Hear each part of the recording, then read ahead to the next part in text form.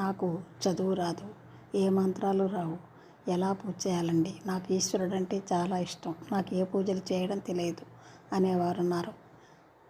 మీరు ఉదయాన్నే స్నానం చేసి ఒక పరిశుభ్రమైన ప్రదేశంలో కూర్చుని మీ పూజా మందిరంలో కానీ లేదా శివాలయానికి వెళ్ళండి.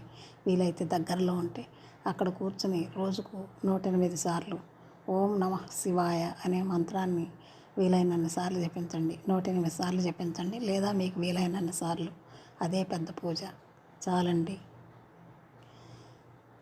పూజ ధ్యానం చాలా గొప్పది. పూజ కన్నా ధ్యానం చేసిన భగవంతుడు సంతోషపడతాడు, ఆ పరమేశ్వరుడు. కాబట్టి ధ్యానానికి మించిన పూజ లేదు. మీకు ఎలా వీలైతే అలా పూజ చేయండి. నిండు మనసుతో భక్తితో చేస్తే అదే పెద్ద పూజ.